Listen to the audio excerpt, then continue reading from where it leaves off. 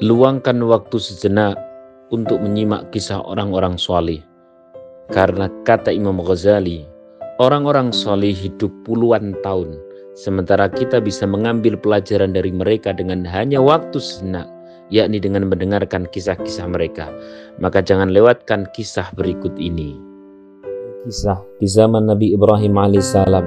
Kala itu Nabi Ibrahim alaihissalam kedatangan seorang murid yang menghabari bahwa esok pagi dirinya akan mengadakan akad pernikahan.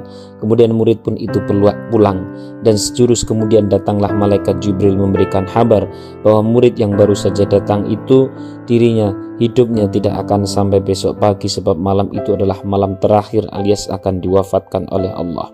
Namun ternyata di keesokan paginya Nabi Ibrahim bisa mendatangi akad nikah si pria tadi. Bahkan pria tadi itu bisa berumur sampai 80 tahun kemudian. Singkat cerita, kemudian Nabi Ibrahim kedatangan malaikat Jibril lagi, dan Nabi Ibrahim bertanya, "Wahai malaikat Jibril, muridku yang katanya akan mati pagi-pagi sebelum pernikahannya, ternyata ini sudah 80 tahun, ternyata masih hidup. Ada apa itu?" Kemudian malaikat Jibril memberikan kabar, sebenarnya pria tersebut akan mati di malam itu, tapi sebelum ajalnya menjemput, ternyata pria tersebut sempat bersedekah, yang sehingga dengan sedekah itu Allah ridha. Maka dengan itu Allah memanjangkan umur pria tersebut hingga sampai sekarang.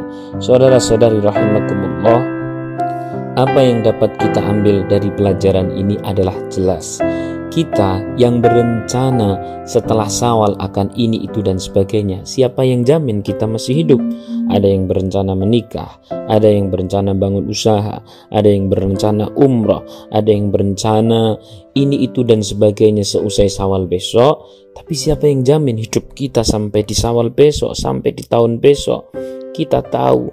Oleh karena itu, bersedekahlah, yang dengan demikian semoga Allah memperpanjang umur kita sampai kita di apa yang menjadi hajat kita. Amin. Kuntum khairu ummatin ukhrijat linnasi. Kalian adalah manusia-manusia terbaik, hamba-hamba prioritas di sisi Allah. Siapa itu? Ta'muruna bil ma'rufi wa tanhauna 'anil munkar. Yakni setiap siapa saja yang mau berdakwah, ia adalah manusia prioritas di sisi Allah.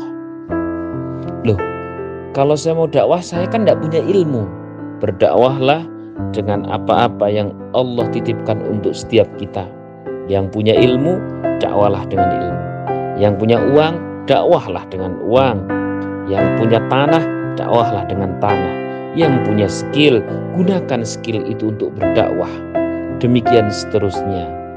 Dengan seperti itu, maka berarti tiap-tiap diri kita yang mau berdakwah dengan apa-apa yang Allah titipkan kepada kita, maka berarti kita menjadi manusia-manusia prioritas di sisi Allah.